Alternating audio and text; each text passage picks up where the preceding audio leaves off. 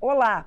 Um projeto em análise aqui na Câmara cria um programa de rede humanizada para acolher meninos e meninas vítimas de violência. O programa também serviria para prevenir e combater esse tipo de crime. Para entender melhor o projeto, eu converso agora com seu autor, o deputado Coronel Ulisses, do União Brasil do Acre. Olá, deputado, muito bem-vindo. Eu queria saber do senhor quais são os meninos e meninas que estariam dentro do projeto, ou seja, o tipo de violência, qualquer tipo de violência.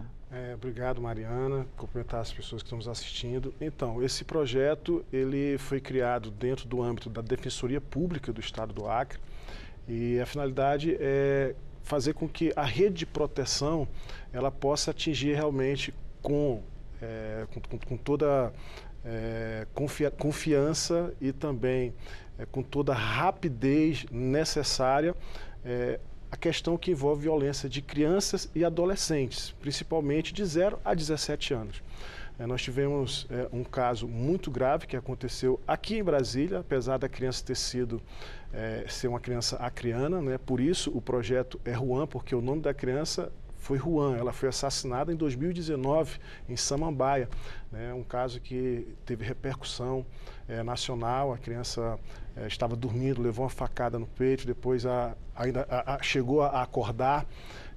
A mãe e a companheira cortaram a cabeça, cortaram o órgão genital, cortaram ela em pedaços, tentaram se desfazer do corpo através de uma churrasqueira, onde todos os pedaços foram colocados.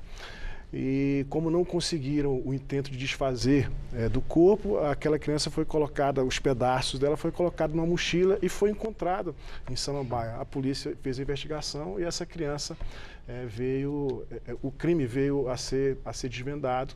As mães foram condenadas a 65 anos, né, a mãe e a companheira, num crime bárbaro contra a criança. Então, a Defensoria Pública do nosso estado do Acre criou esse projeto Juan. Repercutiu muito no nosso estado, porque a criança era nascida lá no Acre, né, e tinha sido dada a guarda para aquela mãe numa litigância judicial, onde as pessoas que realmente deveriam proteger a criança, com quem a criança deveria estar, não estava com a pessoa errada. Eu me lembro bem desse caso, é impossível não lembrar de um caso horrível como esse, né?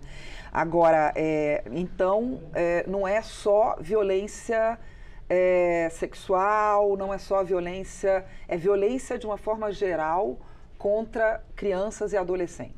Sim, inclusive eu estive visitando esse programa lá na Defensoria e resolvi estender esse programa como uma política nacional de prevenção e combate à violência às crianças, adolescentes, meninos e meninas. Isso inclui desde o abandono de incapaz, o abandono material, a questão que envolve a violência sexual, a violência psicológica, muitas vezes maltratos, né? Então tudo isso que envolve violência, porque existe um estudo, inclusive pelo Foro de Segurança, que todo esse tipo de violência tem aumentado do ano passado para esse ano em mais de 30%. E o pior de tudo, que a maioria desses casos, quanto menor é a idade, isso acontece no âmbito familiar, no seio doméstico. E à medida que vai aumentando a idade das crianças ou do adolescente, começa a caminhar para a área urbana, né, para fora da casa. Exato. Deputado, como seria esse acolhimento? Porque o acolhimento vem depois, né? Vamos falar da prevenção depois, vamos falar do acolhimento. O acolhimento é aquela vítima cujo caso já foi descoberto, né? Já foi descoberto, então o algoz, digamos assim, irá para a cadeia ou alguma coisa, será julgado, e essa vítima fica sem ter para onde ir, não é isso? Sim, e aí o programa, a ideia é que existam casas de apoio. Na verdade, até já existem essas casas de apoio. Nós temos que exatamente, mas nós temos que investir mais. Nós temos que fazer com que toda a rede de proteção possa ser conectada, porque muitas vezes existe uma falta de conexão dessas redes, né? Então tem que ter uma uniformização das coletas de dados, desde lá quando a violência é registrada, seja na delegacia, seja no Sistema Único de Saúde, que é um dos mais, que nós entendemos que são aqueles que não dá para fugir, porque quando chega dentro da saúde, tem um registro do boletim, tem toda uma situação que tem que ser encaminhada para essas redes. Na verdade, falta muito essa comunicação para que a prevenção ou até mesmo a repressão possa ser colocada de maneira mais contundente. Ou seja, fazer com que o SUS, os agentes do SUS, possam avisar aos agentes policiais, da segurança. Da Justiça, né, do Ministério Público, da Defensoria Pública. Né? Então, são vários órgãos que têm a competência, porque a própria Constituição, no artigo 227, ela deu uma ênfase muito forte, né, inclusive dizendo que tem que ser tratado com absoluta prioridade, né, a defesa, a saúde, a educação, a vida, a dignidade humana da criança e do adolescente, exatamente pelo caráter de vulnerabilidade que a criança e o adolescente têm.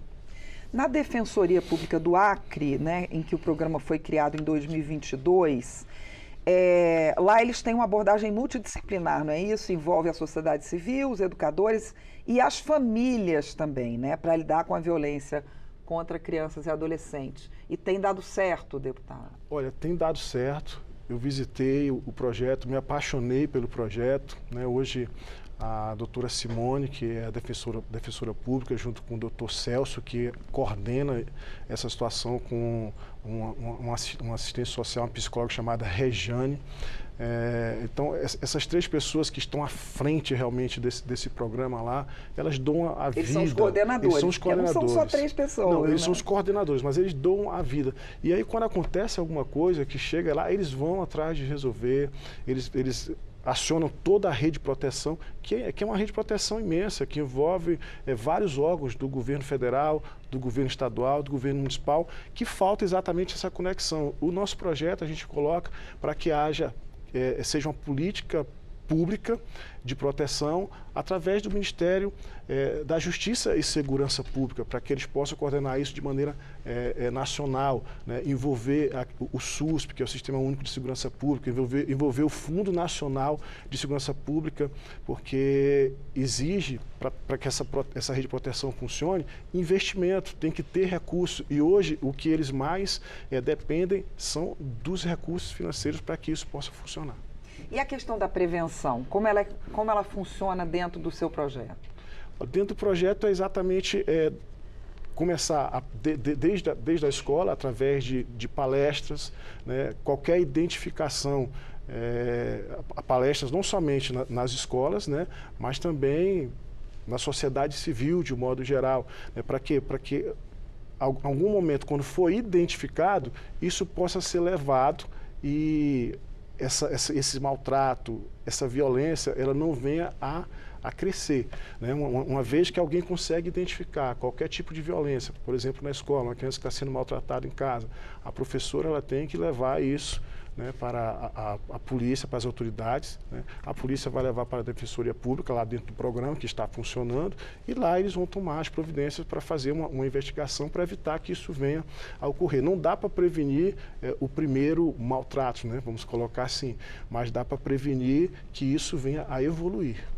Inclusive com a ajuda de vizinhos, né? Hoje em dia se pede muito que os vizinhos fiquem atentos e que acabe aquela questão de eu não me meto no que é da outra casa, né? Por isso a necessidade da sociedade civil está toda envolvida, não somente as escolas, mas também as universidades, né? Instituições filantrópicas, as instituições que cuidam dessa área que pertence à rede de proteção, elas possam promover palestras em vários setores, setores públicos e setores privados.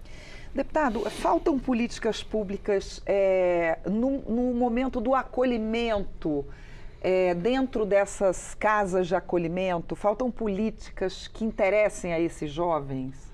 Temos que melhorar muito. Nós temos que melhorar muito, não somente no acolhimento, na questão de ter um assistente social, né, ter um psicólogo, né? Até porque essa criança, ela fica, o psicológico dela fica muito atingido, né? Uma pessoa na vulnerabilidade de uma criança ou adolescente, ela não entende o motivo, ela não é capaz de entender o motivo pelo qual ela está passando por aquele abuso. Então, assim, nós temos que ter esses profissionais, né, intimamente ligados nesse projeto, e outros profissionais também, que envolvem educadores, né, que envolvem os próprios profissionais da segurança pública, os próprios profissionais do Poder Judiciário, né, enfim. Mas eu acho que ali os principais ali são os educadores, os assistentes sociais e os psicólogos. Tá bom, deputado. Boa sorte. Ainda vai passar por algumas comissões, né? Vai passar por algumas comissões. Tá bom, muito boa sorte. Muito obrigado. Eu conversei com o deputado Coronel Ulisses, do União Brasil do Acre, sobre o projeto dele que cria um programa de rede humanizada para acolher meninos e meninas vítimas de violência. Eu sou Mariana Monteiro e você pode rever ou compartilhar esta edição do Palavra Aberta, que fica no YouTube da Câmara. Até mais.